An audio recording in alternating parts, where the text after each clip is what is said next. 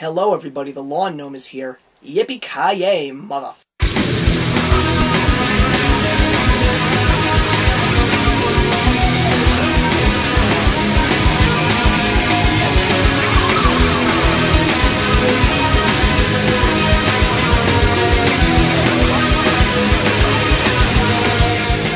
I will say one thing before I actually talk about the film I'm reviewing today.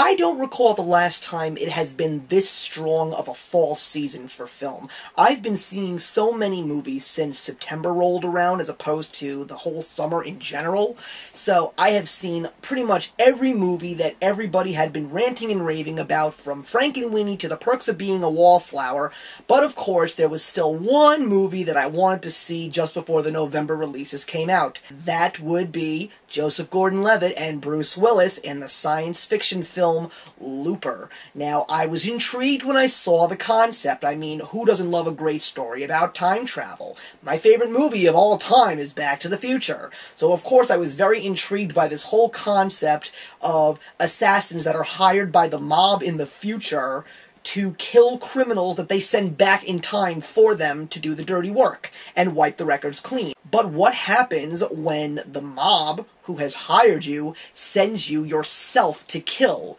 as they call it in the film, closing the loop? And that's the whole story of Looper.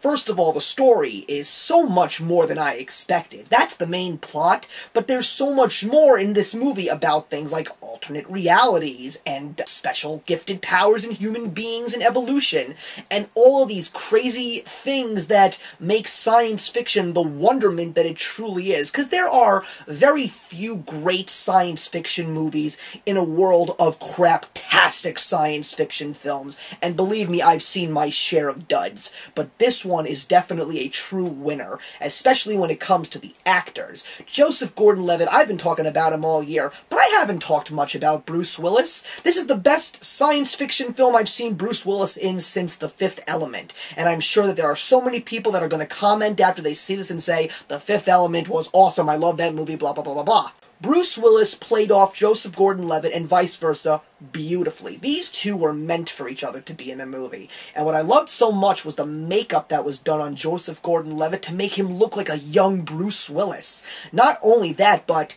Joseph Gordon-Levitt turned on his acting charm and gave us a great, younger mirror image of Bruce Willis, down to the deepness and the raspiness of the voice. And of course, Bruce Willis had his fun doing the gun-toting and the cursing and all the great action sequences that he's known for.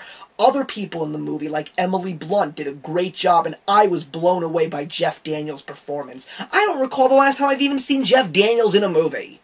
Either way, it was a great story about a post-apocalyptic future. I guarantee you that it was, based on what I saw visually in the story itself. But one of the things that I have to say about this movie is going to exceed your expectations. Those of you going in are expecting a good movie, believe me, you're going to get a great, great movie.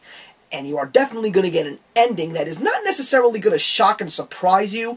It will impress you. That's the best way to describe it. Impress you. So I am giving Looper 3.5 out of 4. It's not great, but it is a wonderful, exciting science fiction film, and I definitely can understand what all the hype is about.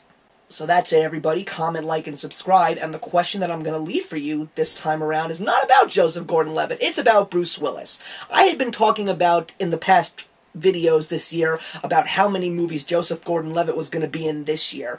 Let's look to next year. Bruce Willis is going to be in Die Hard 5. He's going to be in G.I. Joe 2. And he's going to be in Red 2, once again alongside Helen Mirren and John Malkovich and Mary Louise Parker. Are you interested in seeing any of those movies next year? I am the Lawn Gnome, and remember that actions speak louder than words.